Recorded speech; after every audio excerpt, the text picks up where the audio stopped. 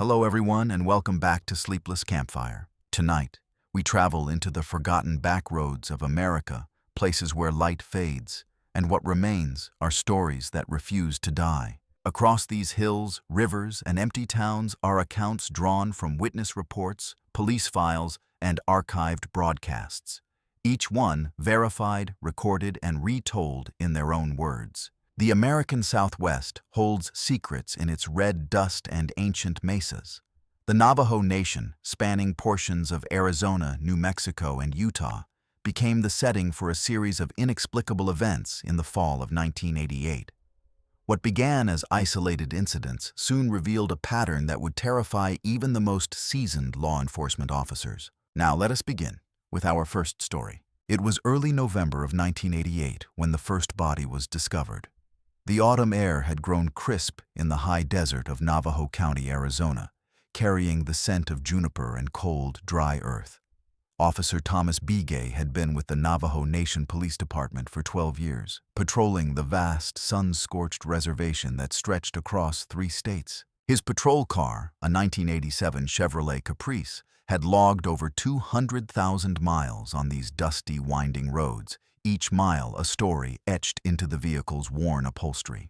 On that Tuesday morning, November 1st, he received a dispatch call at 7:42 a.m. about a possible abandoned vehicle off Highway 191 near the small community of Klagetoh, mile marker 432.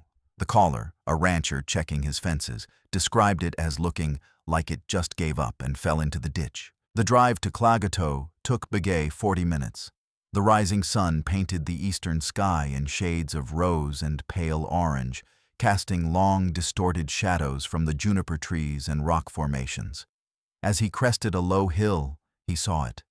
A 1986 Ford pickup truck, maroon in color, sitting awkwardly angled in a sandy wash, its driver's side door hanging open like a silent mouth.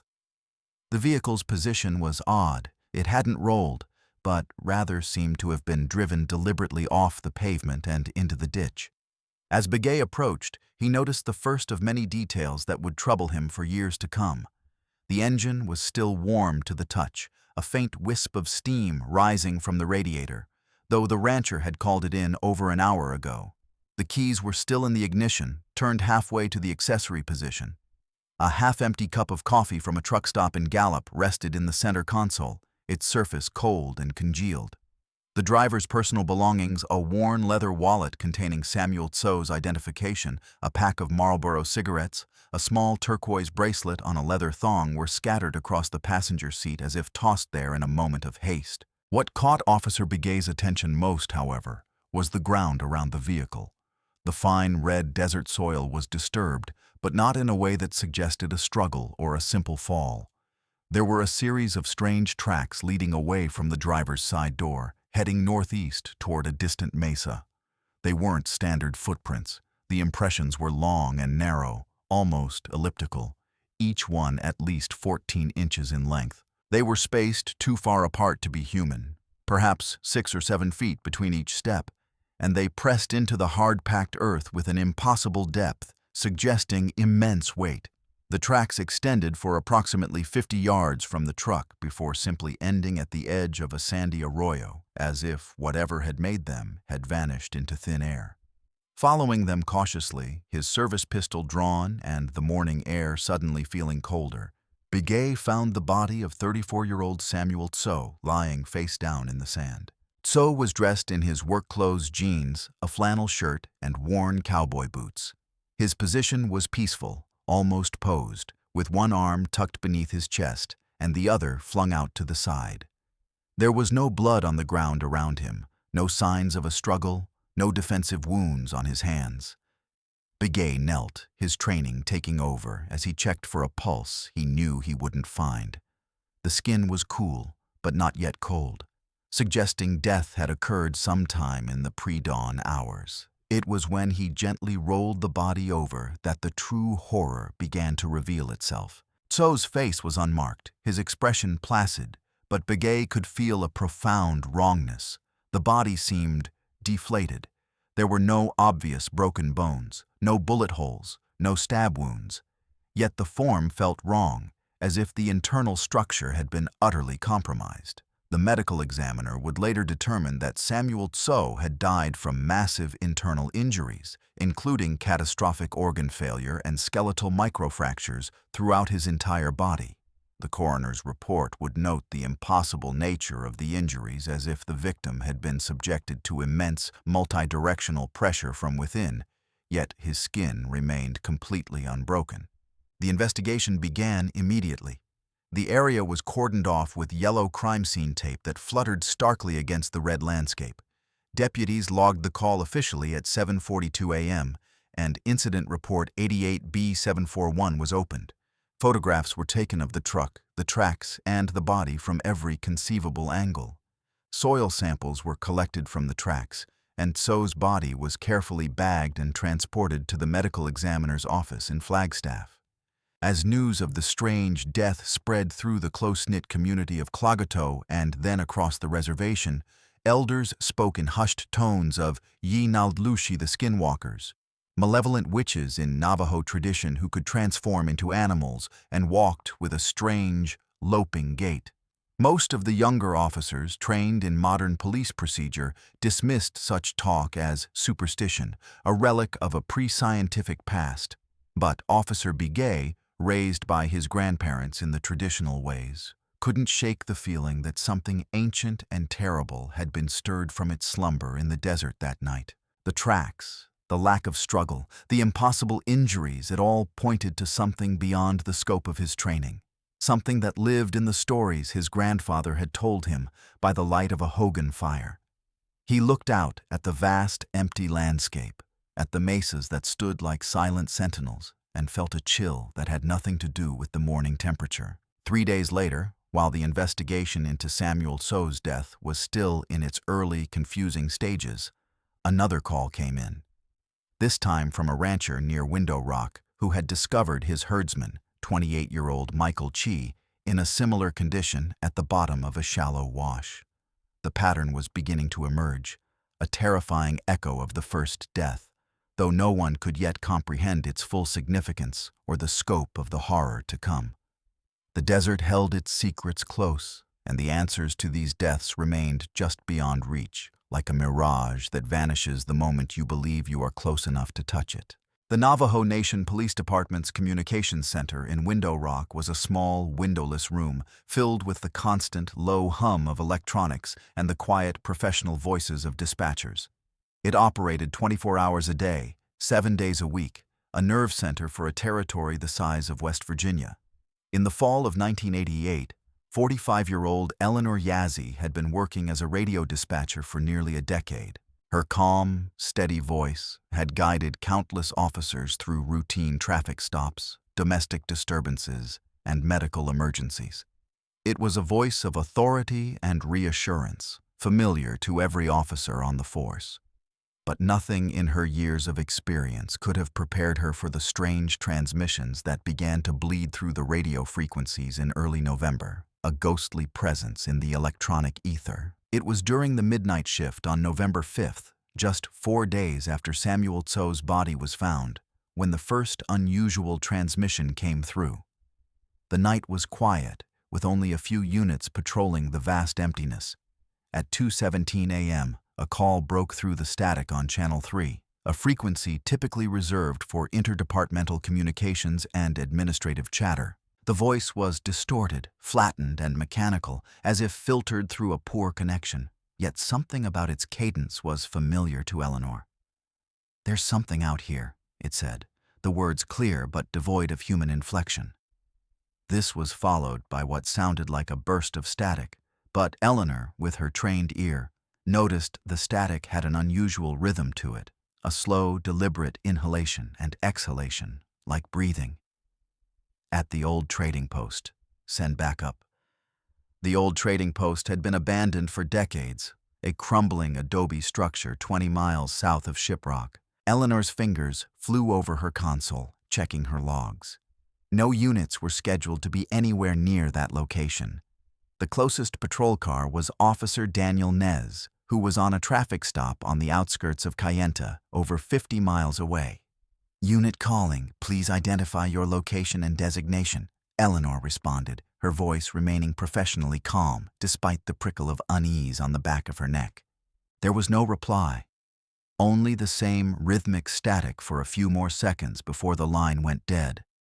She logged the transmission as a possible prank call or equipment malfunction, but she couldn't shake the feeling that something was wrong.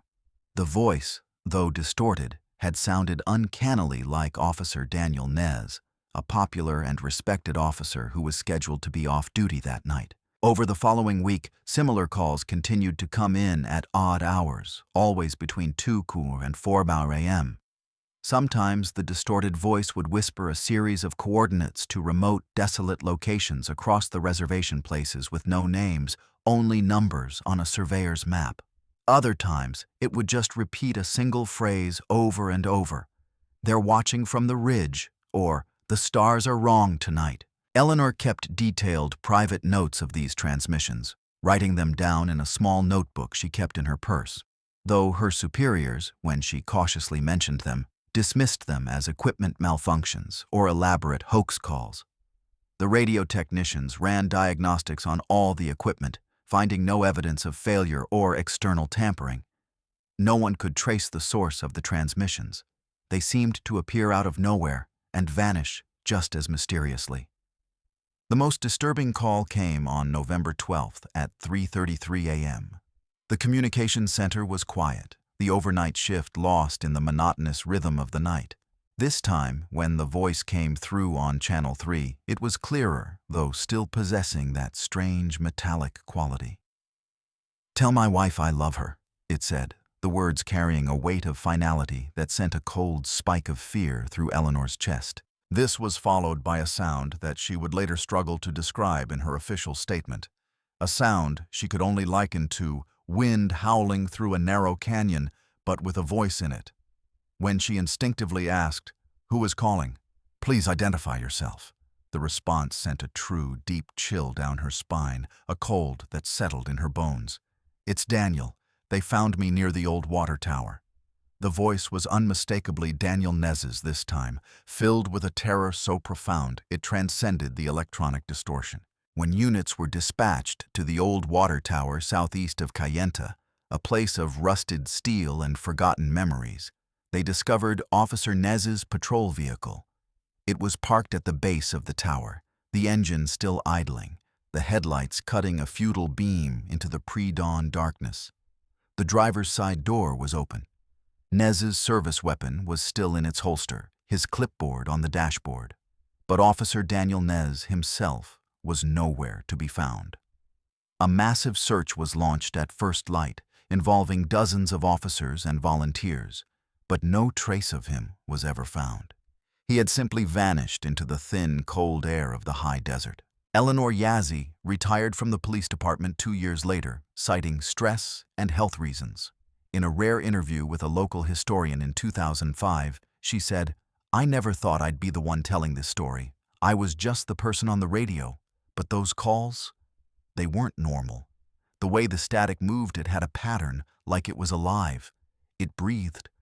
I know that sounds crazy, but anyone who was there that night, who heard it, knows what I mean. I still hear it sometimes when the wind blows at night, a low thrumming underneath the sound of the wind. I'll never forget that voice saying goodbye to his wife." The official investigation into Officer Nez's disappearance remains open, a cold case gathering dust in a file cabinet. It is simply listed as disappearance under unknown circumstances. The radio transmissions from that November of 1988 have never been explained, dismissed by the department as an elaborate series of hoaxes, a conclusion that brought no comfort to anyone who had heard them. Dr. Robert Mitchell had seen his share of unusual cases during his 20 years as a forensic pathologist with the Arizona Department of Public Safety. His office in Phoenix was a sterile, white-tiled realm of science and reason, a place where the mysteries of death were systematically unraveled through scalpel, microscope, and chemical analysis. He had examined the bodies of homicide victims, accident victims, and those who had succumbed to strange diseases. But nothing in his extensive experience had prepared him for the bodies that began arriving from the Navajo Nation in November of 1988.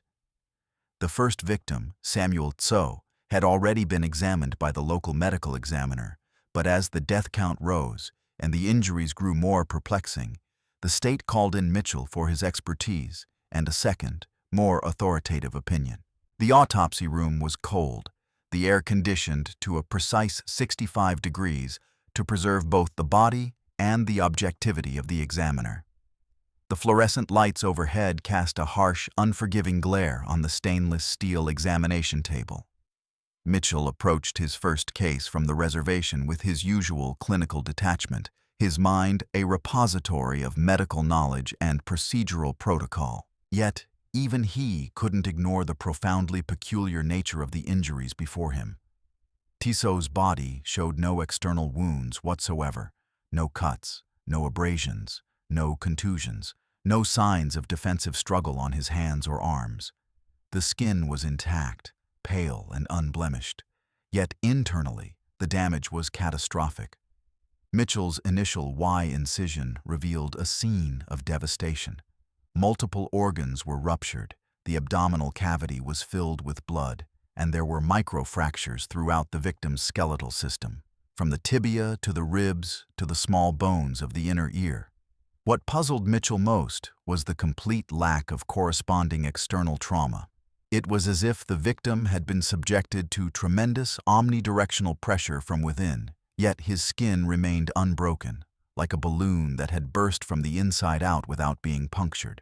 Over the next 3 weeks, Mitchell would examine 4 more bodies with the same impossible constellation of injuries. Michael Chi, the herdsman, Officer Daniel Nez, whose body would be found 3 weeks after his disappearance at the bottom of a canyon, remarkably preserved by the dry climate. 19-year-old Jolene Begay, a student at Navajo Community College who had been walking home from a late-night study session, and 62-year-old Franklin Tully, a retired teacher living near Chinle. Each victim presented the same horrifying pattern, massive internal damage, without a single corresponding external wound. The only variation was in the degree of decomposition, which suggested the deaths had occurred over several weeks, painting a timeline of a silent, invisible predator moving across the land. What troubled Dr. Mitchell most, what kept him awake at night staring at his bedroom ceiling, were the trace evidence findings. Each victim had the same unusual residue on their clothing and skin, a fine, reddish-brown powder that initially appeared to be common desert dust. But under spectrographic analysis, the powder revealed itself to be something else entirely. It was a compound containing elements not native to the region, including trace amounts of iridium and osmium, dense, rare elements more commonly found in meteoritic material. Even stranger were the microscopic fibers discovered under the fingernails of several victims and woven into the fabric of their clothing. The fibers appeared to be organic in nature, with a complex protein structure, but they didn't match any known terrestrial plant or animal material. They were black, incredibly strong for their size, and seemed to absorb light rather than reflect it. In his official report, dated December 15, 1988, Mitchell documented his findings with clinical precision, carefully avoiding any speculation about cause or perpetrator. The report concluded, "Cause of death in all 5 cases examined appears to be massive internal trauma of unknown origin. External examination reveals no wounds, contusions, or abrasions consistent with the internal injuries observed. Trace evidence includes unidentified organic fibers and mineral compounds not native to the region. Further analysis recommended." It was the language of science, a language of facts and observations that deliberately sidestepped the impossible nature of those facts. Privately, however, Mitchell confided in a trusted colleague over a stiff drink. "I've been doing this for 20 years, he said, his voice low, "and I've seen what a human can do to another human. I've seen what high-velocity impacts can do. I've seen what explosions can do. This is something else entirely. It's like these people were crushed by a force that doesn't exist in nature. It's like they were squeezed by a giant invisible hand, and then the hand just let go." Dr. Mitchell retired from the state's service in 2002 and moved to a small town in New Mexico to escape the memories of the cases that had haunted him. In a rare, candid conversation about the 1988 cases, he admitted, Those autopsies changed how I look at the world. They broke something in my faith in pure scientific materialism. I know what the evidence showed, what my eyes and my instruments told me. But I still don't know what killed those people. Sometimes I still wonder not just what killed them, but what took them before they died. What held them? What looked at them? Those questions will probably never be answered, and maybe that's for the best. Sarah Jennings had been working as a reporter for the Arizona Republic for 5 years, a career built on tenacity, curiosity, and a well-honed ability to talk people into telling her things they didn't necessarily want to share. She covered the state's northern counties, a vast beat that included the Navajo Nation. Initially, the cases from the reservation were treated by her editors as isolated, if bizarre, incidents. But as the body count rose and the official explanations grew more thin, Jennings sensed there was a much deeper, more unsettling story lurking beneath the surface. In late November 1988, after the third body was discovered, she pitched a series on the mysterious deaths to her editor, a grizzled veteran named Bill, who, after some persuasion, approved a preliminary investigation, cautioning her to stick to the facts and don't go chasing UFOs. Jennings drove to Window Rock on a crisp December morning, the desert landscape a breathtaking panorama of red rock, sagebrush, and endless sky under a dome of impossible blue. Her first stop was the Navajo Nation Police Department, a low-slung building of concrete and glass that seemed both official and out of place against the timeless landscape. She hoped to speak with officials about the cases, to get the official narrative. The department spokesperson, Officer David Yazzie, was a model of professional restraint, providing only basic information that had already been released in carefully worded press releases. "We're following all leads," he said, his face a mask of calm. "But at this point, we don't have a suspect or a clear motive. We're asking the public for any information." When Jennings pressed about the unusual nature of the injuries mentioned in off-the-record comments, Yazzie became evasive. "The medical examiner's office is handling that aspect of the investigation. Our focus is on the police work finding who or what is responsible." The use of the word "what" was a slip, and Jennings noted it in her notebook. Undeterred, Jennings decided to bypass the official channels and speak with the heart of the story, the family members of the victims. Her first interview was with Mary Tso, Samuel Tso's widow, who lived in a small trailer home on the outskirts of Ganado. The air inside was thick with the scent of grief and cedar incense. Mary was reluctant to speak at first, her eyes red-rimmed and distant, but eventually, over cups of strong, sweet coffee, she opened up about her husband's final days. "He'd been acting strange for weeks," Mary said, her voice barely above a whisper. "Ever since that full moon in October. He said he kept seeing things out of the corner of his eye, tall, thin shapes that disappeared when he turned to look directly at them. He started carrying his grandfather's medicine pouch everywhere he went. Said it made him feel safer." Mary paused, her gaze drifting toward the distant mesas visible through the window. "The night before he disappeared, he came home late, looking pale and shaken. He told me he'd seen one of them up close, just beyond the fence line. Said it looked like a man but wasn't a man. Said its eyes reflected light like a cat's, but they were too far apart, too high on its face. He said it just watched him, and he felt like his whole body was buzzing, like he was standing next to a high-tension wire." Over the next week, Jennings conducted similar interviews with other family members. Each story, told in different homes by different people, contained similar unnerving elements, sightings of strange figures that moved with an unnatural gait, unusual low-frequency humming sounds in the night, a growing sense of dread that had permeated the reservation in the weeks leading up to the deaths. What struck Jennings most was the consistency of these accounts, despite the families having no prior contact with each other. They were describing the same phenomenon, the same terror, from different vantage points across the vast reservation. Jennings' investigation took an unexpected turn when she received an anonymous call on December 10th.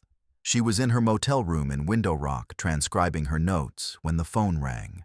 The voice on the other end was distorted, low, and guttural, as if spoken through a cloth. "You're asking questions about things you don't understand," it said. "Some doors once opened can't be closed again. This isn't a story for your newspaper. Drop this. Go back to Phoenix. Forget what you've heard." There was no threat, only a quiet, chilling certainty. The call was traced by the phone company to a payphone at a truck stop outside Flagstaff, but when state police arrived, no one was there, and the attendant had seen no one near the phone for at least an hour. Despite the warning, Jennings continued her investigation, though with increased caution and a persistent feeling of being watched. Her research led her to the tribal archives in Window Rock, where she spent days poring over old records and oral histories that spoke of similar incidents occurring in cycles, roughly every 30 years. The most recent previous cycle had been in the late 1950s, when several people had disappeared or died under mysterious circumstances in the same region of the reservation. The stories were dismissed by officials at the time as accidents or unsubstantiated folklore, but the patterns were undeniable to Jennings's trained eye. Jennings' three-part series, Mysterious Deaths Plague Navajo Nation, ran in the Arizona Republic in late December 1988. The articles were factual and restrained, focusing on the known facts of the cases while acknowledging the many unanswered questions and the profound fear gripping the community. The series attracted national attention, though it would ultimately generate more questions than answers. Jennings left the newspaper in 1992 to work as a freelance investigative journalist, focusing on environmental and social justice issues in the Southwest. In a 2010 interview for a journalism podcast, she reflected on the case. "I've covered hundreds of stories in my career, but nothing has haunted me like those deaths in 1988. I still don't know what happened out there in the desert that fall, but I know it was something beyond our understanding. Some mysteries aren't meant to be solved. Some stories don't have an ending. They just stop." Robert Benally had lived his entire 78 years on the Navajo reservation, in the long shadow of the sacred mountain called Sudziu, Mount Taylor. His face was a roadmap of his life, each line a trail walked, each wrinkle a season endured. Born in 1910 in a small hogan near the base of the mountain, Benally had witnessed the transformation of the Navajo people from a nomadic, traditional society to one caught between two worlds, the ancient ways of his ancestors and the modern, materialistic culture that had gradually encroached upon their lands. His father had been a respected Hatawi before him, and from the age of 7, Robert had been chosen to carry the knowledge forward, a responsibility he had accepted with the solemn understanding that these teachings were both a gift and a burden. As a Hatawi, a traditional medicine man, he had been entrusted with the oral histories of his people since childhood, a living library of ceremonies, stories, and warnings passed down through countless generations. His memory stretched back to stories his grandfather had told him of the Long Walk, of the time when the Navajo people were forced from their lands by the U.S. government, and of the return to their sacred homeland. He remembered the first time he saw an automobile, the first time he heard a radio, the first time electricity came to the reservation. Throughout all these changes, Benally had remained a bridge between worlds, preserving the old ways while navigating the new.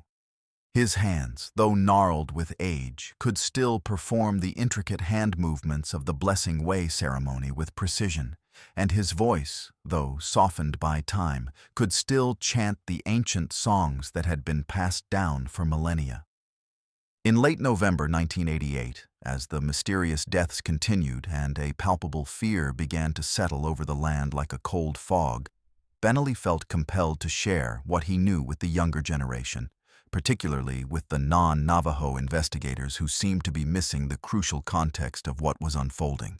The first death, Samuel Tissot, had troubled him deeply, not just because of the strange circumstances, but because of the timing. Benally had observed the signs for weeks, the unusual behavior of the coyotes, who no longer howled at night but moved in eerie silence, the peculiar color of the sunset, which had taken on a deep blood-red hue, the dreams that had plagued the community, nightmares of tall shadows and cold, empty spaces. These were the same signs his grandfather had described, the same warnings that preceded the dark times of the past. The meeting took place in Benali's Hogan, a traditional 8-sided Navajo dwelling made of logs and earth, a structure that represented the cosmos and provided a sacred space for ceremony and contemplation. Built by his own hands over 50 years ago, the Hogan had been the site of countless ceremonies, healings, and teachings. Its 8 sides represented the 4 cardinal directions and the 4 intermediate directions, each with its own significance and associated deities. The wooden roof beams formed a complex pattern that symbolized the sky and the heavens, while the earthen floor represented Mother Earth. The entrance always faced east, toward the rising sun, symbolizing new beginnings and the dawn of understanding. The air inside was thick with the scent of burning juniper and sage, the smoke curling up through a smoke hole in the center of the roof, carrying prayers to the Creator. Benali had prepared the space carefully, cleansing it with cedar smoke and arranging his sacred objects, his medicine bundle, his rattles made from gourds and desert seeds, his basket of sacred herbs, just so. He had spent the morning in prayer and meditation, seeking guidance from the holy people before sharing knowledge that could be dangerous in the wrong hands. Benali sat on a woven wool blanket, his back straight despite his age, his weathered face illuminated by the flickering firelight that danced across the dirt floor.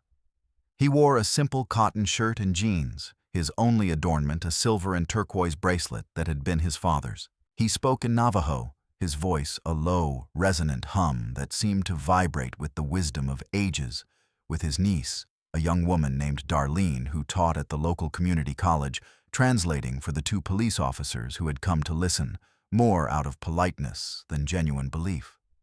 The officers Lester Begay, a young Navajo officer who had been raised mostly off the reservation, and Tom Mitchell, a white officer from Arizona who had been with the tribal police for 5 years, sat on folding chairs, their uniforms starkly modern against the ancient backdrop of the Hogan.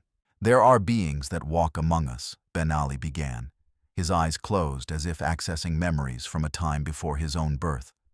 Most of the time they stay in their own world, on the other side of the veil. But sometimes the veil grows thin. This happens in cycles, when the stars align in certain ways, when the earth is tired. The old ones knew how to read these signs in the behavior of the animals, in the dreams of the people, in the color of the sky at dusk. They knew how to prepare themselves and protect their families. But many of these teachings have been lost, washed away like footprints in the rain. Benali paused, stoking the fire with a piece of juniper wood that crackled and released its fragrant oil into the air. He looked directly at Officer Mitchell, his gaze piercing and knowing. "You come here with your notebooks and your cameras, looking for evidence that fits your understanding of the world. But what is happening here does not fit your understanding. It is older than your science, older than your laws. It is part of the balance that has existed since the first world was created." Darlene translated carefully, trying to convey not just the words, but the depth of meaning behind them. Mitchell shifted uncomfortably in his chair, while Begay leaned forward slightly, his expression more open to the old man's words. Benali explained that what was happening on the reservation had happened before, though not in his lifetime. His grandfather had spoken of a similar time in the 1920s, a period of great fear they called the time of the tall walkers. They called them the Tsay Nina Hajni, the rock walkers, or tall walkers, beings that looked like men but weren't. They were made of shadow and starlight. They moved without sound, left tracks that couldn't be explained, and had the ability to appear and disappear at will, like heat haze rising from the road. Most importantly, they were drawn to places where the boundary between worlds is weak, places where the old ceremonies haven't been performed for a long time. He went on to describe other cycles, stories passed down from generation to generation of times when the veil grew thin. There was the time of the Great Sickness in the 1860s, when beings had come during the smallpox epidemic that had devastated the Navajo people. There was the time of the strange lights in the 1890s, when mysterious orbs had been seen moving across the night sky, followed by disappearances and deaths with similar injuries to those they were seeing now. There was the time of the silent winter in the 1930s, when entire families had vanished from their homes, leaving behind meals still warm on the table and no footprints in the snow. These events follow a pattern, Benali explained, his voice growing more intense. They come when the people have strayed from the teachings, when the balance has been disturbed. They come when the ceremonies are forgotten, when the songs are no longer sung. They are not evil in the way you understand evil. They are corrective. They restore balance in their own way, a way that is terrible and mysterious to us. When asked about the strange, impossible injuries found on the victims, Benali grew quiet for a moment, staring into the fire as if seeing the images reflected there. "These beings don't kill like humans kill," he said finally, his voice dropping even lower. "They don't use weapons or their hands. Their touch is not a physical touch. They use something else, a kind of energy, a pressure that can crush a person's spirit and body from the inside out. It is the pressure of the void.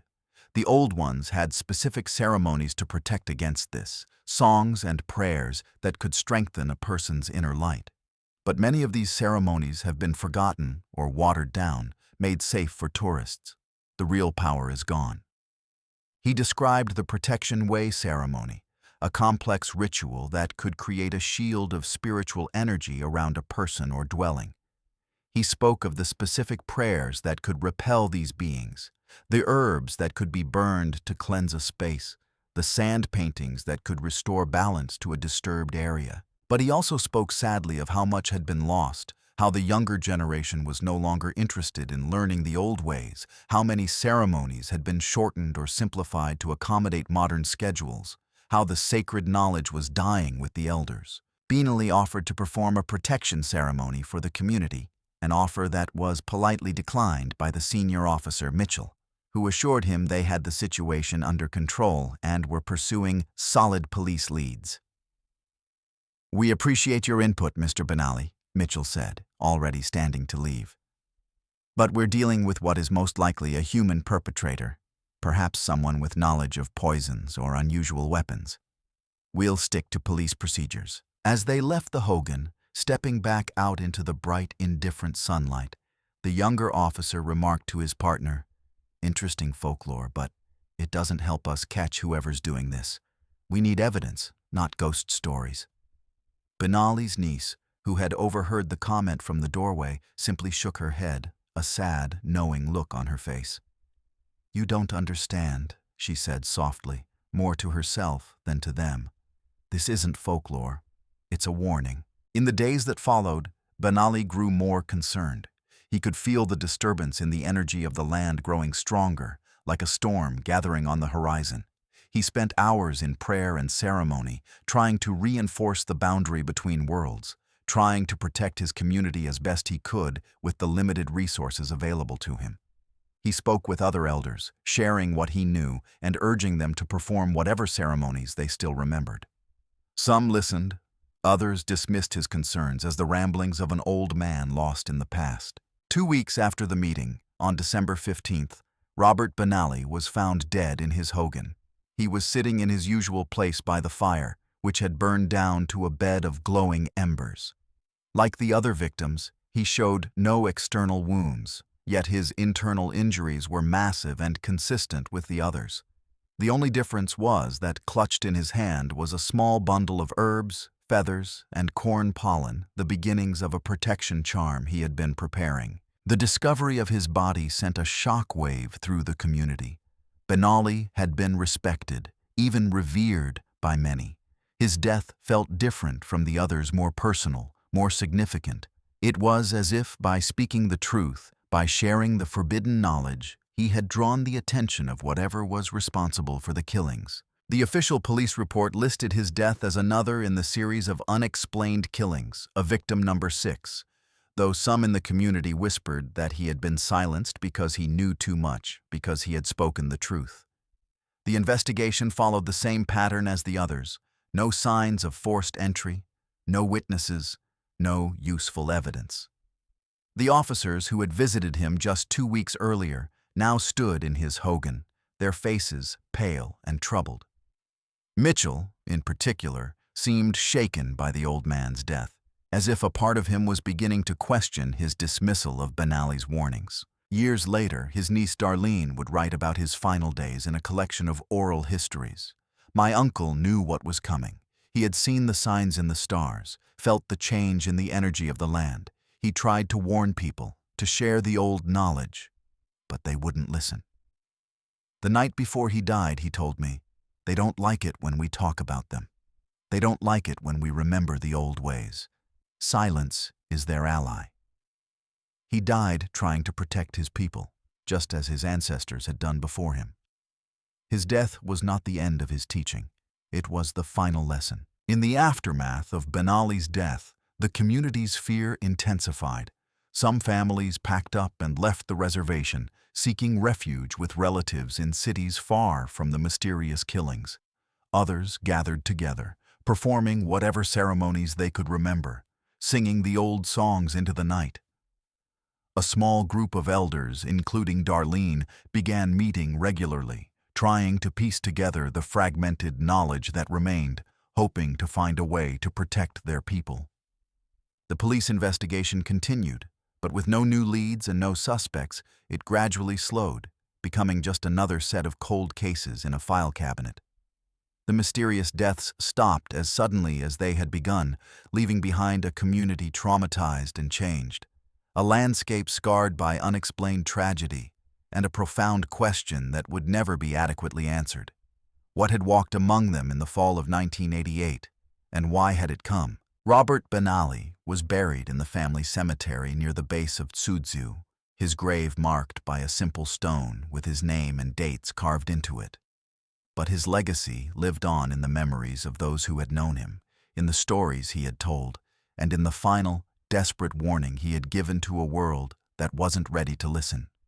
His death, like the others, remained officially unexplained, but for those who believed in the old ways, it was a testament to the power of the ancient teachings and a reminder that some knowledge carries with it a terrible price. Of all the mysterious incidents that occurred on the Navajo Nation in the fall of 1988, perhaps the most puzzling and controversial was the case of 16-year-old Charlene Yazzie, who vanished on the evening of November 20th and reappeared 3 days later, 12 miles from where she was last seen, seemingly unharmed but profoundly changed. Her account of what happened during those missing days, which emerged only gradually over weeks of therapy, would become one of the most debated elements of the entire investigation, a story that defied easy explanation and challenged the boundaries of belief. Charlene was a quiet, introspective girl, a sophomore at Navajo Community College who loved to draw and spent hours walking the desert trails near her home in Kayenta, sketching the rock formations and the endless sky. She had been at a friend's house studying for an exam and was walking home, a route she knew by heart, when she disappeared. The last confirmed sighting of her was by a passing motorist, a teacher from the high school, who saw her walking along the side of Highway 160 at approximately 8:15 p.m., her backpack slung over one shoulder. When she hadn't returned home by midnight, her frantic parents reported her missing. A search was organized by the community at first light, but despite their efforts, no trace of Charlene could be found, no footprints leading off the road, no dropped items, no sign of a struggle. It was as if she had been plucked from the face of the earth. 3 days later, on November 23rd, a rancher named John Holliday was checking his fences in a remote area near the rim of Canyon de Chelly when he saw a figure stumbling through the sagebrush. It was Charlene. She was dehydrated, disoriented, and dressed only in a thin t-shirt, despite the cold desert night. Her shoes were gone, and her feet were cut and bruised. She was unable to speak coherently, muttering about lights and the quiet place. When questioned by authorities at the clinic in Chinle, she initially claimed to have no memory of what had happened during the 3 days she was missing, a common psychological response to trauma. It wasn't until 2 weeks later, during a session with a child psychologist specializing in trauma, that she began to reveal fragments of her experience. The sessions were recorded and later transcribed for the investigation. I remember walking home, Charlene said, her voice small and distant. It was getting dark and I was hurrying because I don't like being out after the sun goes down. Then I saw this light, not like a flashlight or car headlights, but softer, kind of bluish, like a piece of the sky had fallen down. It was pulsing, like a heartbeat. It was coming from the direction of the canyon. According to Charlene, she felt an overwhelming compulsion to walk toward the light, despite a growing sense of unease that felt like a cold hand on her heart. I don't remember how I got to the canyon edge, she continued, her eyes fixed on a point on the wall. One minute I was on the road, the next I was standing on the edge of the cliff, looking down. That's when I saw them, 3 figures standing at the bottom, in the shadow of the canyon wall. They were tall, much taller than any person, and thin, like they were stretched. They weren't wearing clothes exactly, but they were covered in something that looked like shifting shadows, like smoke that had a shape. Charlene described how one of the figures had raised what looked like an arm, an impossibly long limb, and she had felt herself being pulled forward, though no one was touching her, as if the air itself had become thick and was dragging her toward the edge. What happened next remained a fractured, nightmarish mosaic in Charlene's memory. She spoke of being in a place that wasn't a place, of hearing sounds that weren't sounds, of seeing things that had no shape. They didn't talk with words, she said, shivering despite the warm room. It was more like I could hear what they were thinking inside my head. It was like a low hum, a feeling more than a sound. They were curious about me, like I was something new they hadn't seen before. They showed me things, pictures in my head of stars and places with no ground. I wasn't scared, not exactly. It was too strange to be scary. It was like being in a dream. When asked why she thought she had been released while others had been killed, Charlene became quiet, her brow furrowed in concentration. I think it was because I wasn't afraid, she said finally. Not completely. My grandmother always told me that fear is what gives them power over you, that your own fear is the only weapon they need. I tried to think of her songs. I think that's why they let me go. Charlene's account was initially dismissed by many investigators as the product of trauma, fantasy, or a desire for attention. However, certain details in her story corresponded with information that had not been released to the public, including specific descriptions of the being's appearance and behavior, and the strange, low-frequency hum. Additionally, the soil found under her fingernails and embedded in the cuts on her feet contained the same unusual mineral compounds discovered on the clothing of the victims, a fact that could not be easily explained away. As the years passed, Charlene Yazzie rarely spoke of her experience. She left the reservation to attend college in Arizona and eventually settled in Phoenix, where she works as an art therapist for children. In a rare interview in 2015, she reflected on that November in 1988. I know what I saw, and I know what happened to me, even if I can't explain it all in words that make sense. There are things in this world we don't understand, forces that operate beyond our knowledge. I was lucky, but others weren't. Sometimes I still wonder why I was spared and what those beings really wanted. Those questions will probably never be answered. But I know one thing for sure. The world is a much stranger and more wonderful place than most people think. Officer Thomas Begay had been with the Navajo Nation Police Department for 12 years when the mysterious killings began in the fall of 1988. As the primary investigator on the first case, the death of Samuel Tso, he found himself increasingly drawn into a mystery that would challenge not only his professional training, but also the very core of his cultural beliefs. What he witnessed during those months would haunt him for the rest of his career, and eventually lead to a confession that would only be revealed years after his retirement, a truth he had carried in silence for decades. The investigation into Samuel Tso's death had barely begun when the second body was discovered, then the third. Begay worked tirelessly, his days a blur of crime scenes, interviews, and endless paperwork, his nights plagued by fragmented sleep and the image of those impossible tracks in the sand. He followed every lead, interviewed every potential witness, but the cases grew colder even as more bodies appeared. By mid-December, 5 people were dead, and another officer, Daniel Nez, had disappeared without a trace. The pressure on Begay and other investigators was immense, with tribal leaders demanding answers and the national media growing increasingly interested in the story, dubbing the perpetrator the Canyon Killer or the Navajo Night Stalker. It was on the night of December 18th that Begay experienced something that would change his perspective on the cases forever, shifting him from investigator to something else entirely. He was driving back to Window Rock after interviewing a reluctant witness near Chinle. The night was moonless and profoundly dark, the sky a blanket of the brightest stars he had ever seen. His patrol car, a reliable Caprice, simply died. The engine cut off without a sputter, the headlights and dashboard lights going out simultaneously, leaving him stranded on the deserted stretch of Highway 64, surrounded by the immense, silent darkness of the high desert. As he reached for his radio to call for assistance, his flashlight beam cutting a nervous path ahead of him, he noticed a figure standing at the edge of the road, approximately 50 yards ahead. At first, Begay thought it might be a hitchhiker or someone whose car had also broken down. He grabbed his service weapon, a .357 Magnum, and stepped out of the vehicle, the cold night air immediately seeping into his bones. "Hello? Do you need assistance?" he called out, his voice sounding small and swallowed by the vastness. As the beam of his flashlight cut through the darkness, it fell upon the figure, and Begay felt his blood run cold.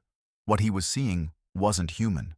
The figure was impossibly tall, perhaps 8 or 9 feet high, and unnaturally thin, its limbs like slender tree branches.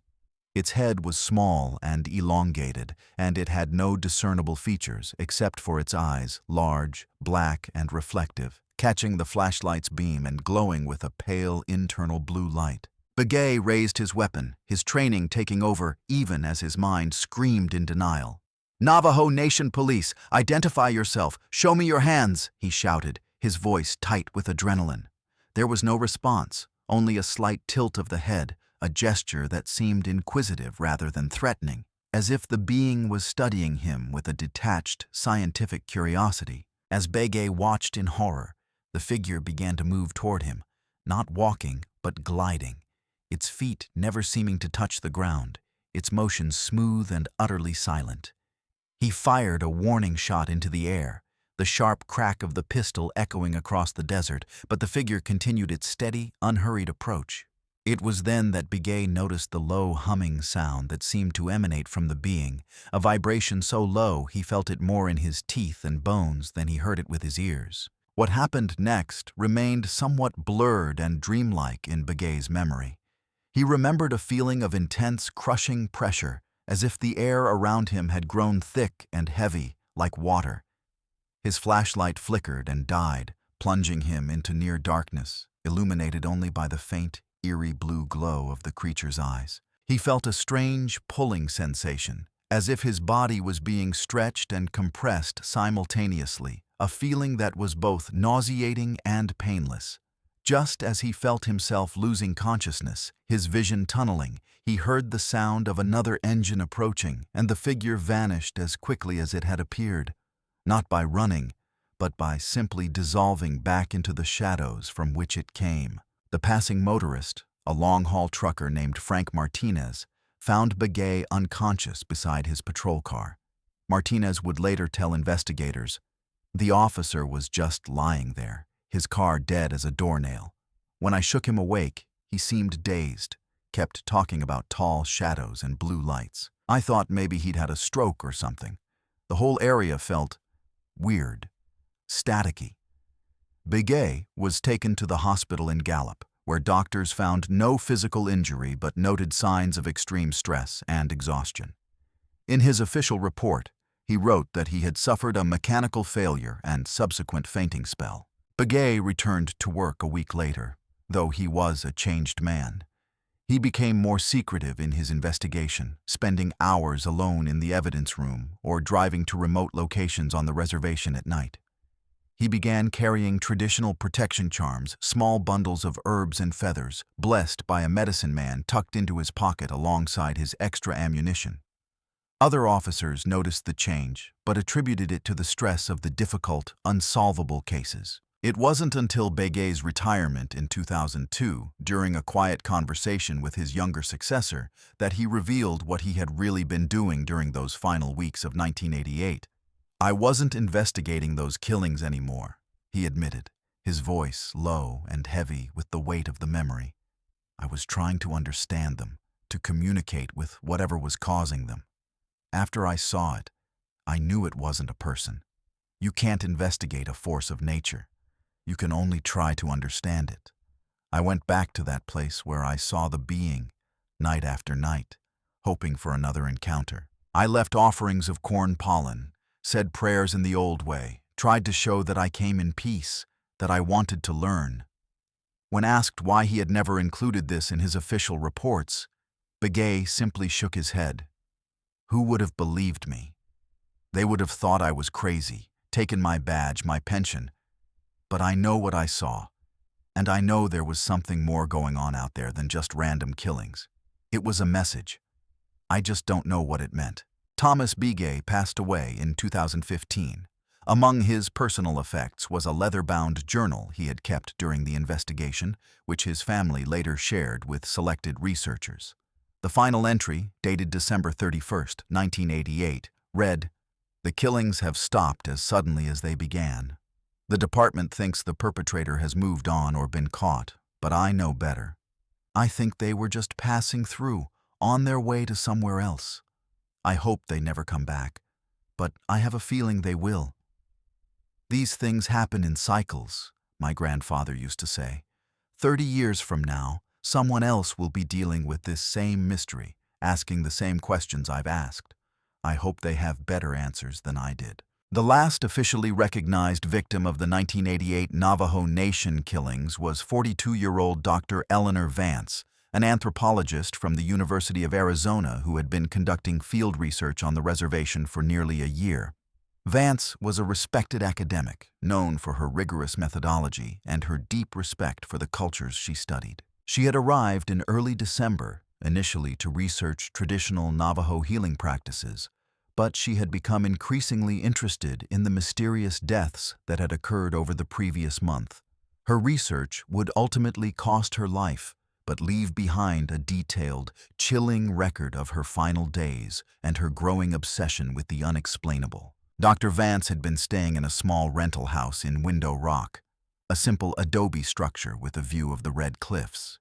She was meticulous, and she kept a detailed journal of her observations, interviews, and personal thoughts. Her entries from early December reveal a researcher methodically documenting a strange phenomenon, her scientific mind grappling with data that defied conventional logic. December 5th, interviewed Officer Thomas Begay about the Samuel Tso case. He was guarded, but seemed genuinely puzzled by the injuries. Mentioned unusual tracks at the scene that were not human. His discomfort was palpable. December 7th, spoke with family members of Michael Chi. They mentioned his recent preoccupation with night visitors and his purchase of a high-powered flashlight and a police scanner, despite having adequate lighting at his residence. He told his sister he was trying to see them. December 10th, visited the site where Officer Daniel Nez's vehicle was found. Strange energy in the area. My compass malfunctioned, spinning erratically, and my digital recorder picked up unusual low-frequencies even though it was turned off. By mid-December, Vance's journal entries became more personal, reflecting her growing belief that something extraordinary was happening, something that transcended folklore and entered the realm of physics and consciousness. December 14th. I've begun to notice patterns that the official investigators seem to have missed, perhaps because they don't fit a criminal profile. All the disappearance sites lie along a straight line running northwest to southeast, aligned with the winter solstice sunset. All occurred between 2 and 4 a.m., a time often associated with paranormal phenomena. All victims had recently reported seeing unusual lights or hearing strange sounds. This is not the work of a human killer. This is something else. December 17th, I spoke with Robert Benally, the elderly medicine man who was later found dead. He confirmed my suspicions about the cyclical nature of these events, though he was reluctant to share specific details, saying the knowledge was dangerous for an outsider. He did warn me that curiosity can be dangerous when dealing with beings that don't follow our rules of existence. He looked at me with such sadness. I think he knew. Vance's final journal entry was dated the evening of December 20th. I believe I've identified the next likely target area based on the pattern I've observed. It's near the ancient ruins at Canyon de Chelly, a place of immense spiritual power. The line I've tracked intersects with a major energy center there. I'm going there tonight, not as a researcher, but as an observer. I don't seek to interfere, only to understand, to document. I am bringing my camera, my audio recorder, and a magnetometer.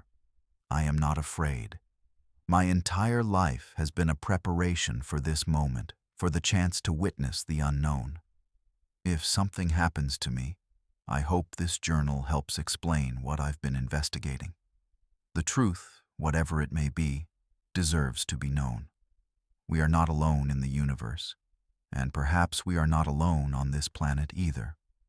When Dr. Vance failed to check in with her university contact on the morning of December 21st, a search was initiated. Her rental car, a blue Ford Taurus, was found parked near the Canyon de Chelly Visitor Center, locked and undamaged. Her research equipment, camera, and most of her personal belongings were still in the car. The only things missing were her journal, which was found by the cleaning staff in her motel room, left on the desk, and a small backpack she often carried when doing fieldwork, which contained her audio recorder and magnetometer. A massive search was conducted over the following days, involving both reservation authorities and federal agents. Despite their efforts, including aerial searches and ground teams with tracking dogs, no trace of Dr. Vance was found until December 28th, when a park ranger conducting a routine patrol discovered her body at the bottom of a small, unnamed canyon approximately 3 miles from where her car had been parked. The scene was identical to the others. Like the other victims, she showed no external injuries, yet an autopsy revealed the same massive internal trauma. The only unusual detail was that clutched in her hand was a small piece of what appeared to be metal, unlike any known alloy. It was dark, non-magnetic, and cool to the touch despite the desert sun. The object was sealed in an evidence bag and sent to a federal laboratory for analysis, but mysteriously disappeared while in transit, another loose end in a case full of them. Dr. Vance's death was officially listed as the last in the series of mysterious killings that had plagued the Navajo Nation in the fall of 1988. The case was never solved, though it remained officially open for years before being moved to the cold case files, another unsolvable mystery in a land full of them. Her journal, however, provided researchers with invaluable insights into the pattern and possible nature of the events, a scientific mind's attempt to document the indescribable. In a paper published in the Journal of American Folklore in 1995, Dr. Vance's colleague and department head at the University of Arizona wrote, "Eleanor was a brilliant researcher who wasn't afraid to follow the evidence wherever it led, even if it challenged conventional scientific understanding. Her final work suggests she was on the verge of a breakthrough in understanding these phenomena, bridging the gap between empirical observation and metaphysical experience. Her death, like the others that occurred during that time, remains unexplained, but her documentation of the events provides a valuable roadmap for those who might study similar occurrences in the future.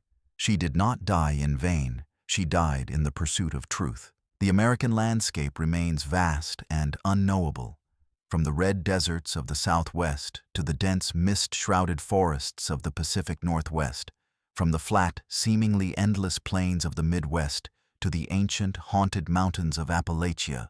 There are places where the veil between worlds grows thin, where the ordinary rules of existence seem to bend and sometimes break. The events that occurred on the Navajo Nation in the fall of 1988 represent just one chapter in a much larger story that has been unfolding across this continent for centuries, a story written in silence and shadow. What happened to those 7 people who died under such mysterious circumstances? What force or entity was responsible for injuries that defied conventional medical and physical explanation? The official investigations provided few answers, leaving behind more questions than solutions. Case files filled with impossible data and witness testimony that strained credulity. Yet, for those who look beyond the boundaries of conventional understanding, patterns begin to emerge, cycles of strange occurrences that repeat across generations. Stories of beings that don't follow our rules of biology or physics. Places where the very energy of the world feels different, somehow charged with meaning and danger. The silence that followed the events of 1988 is not an empty silence. It is a silence heavy with unasked questions and unspoken truths. The witnesses, survivors, and investigators who lived through those strange months in 1988 carry with them memories that continue to haunt their dreams.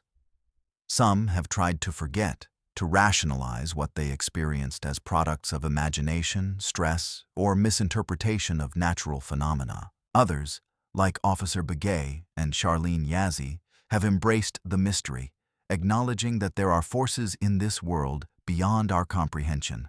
All have been changed by what they witnessed, what they lost, what they cannot explain.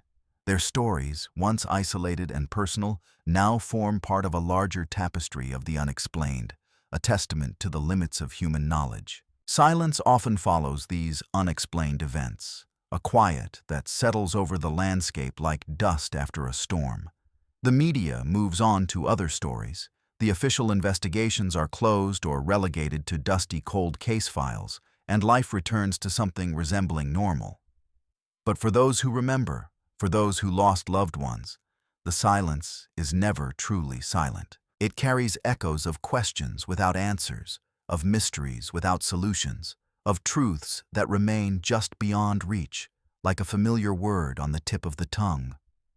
The names of the victims, Samuel Tso, Michael Chi, Daniel Nez, Jolene Begay, Franklin Tully, Robert Benally, Eleanor Vance, are etched not only on tombstones, but also into the collective memory of the community. Memory becomes both a burden and a preservation. A burden for those who cannot forget what they have seen, and a preservation of knowledge that might help others understand similar occurrences in the future. The oral histories of indigenous peoples, the journals of researchers like Dr. Vance, the testimony of witnesses like Eleanor Yazzie and Charlene Yazzie all form a patchwork quilt of understanding that, while incomplete, suggests patterns and possibilities that official explanations often ignore. These are not ghost stories meant to frighten. They are accounts, documented and verified, that point to a reality more complex and strange than we are taught to believe. The absence of answers can be frustrating, even terrifying for those who seek closure and a world that makes sense.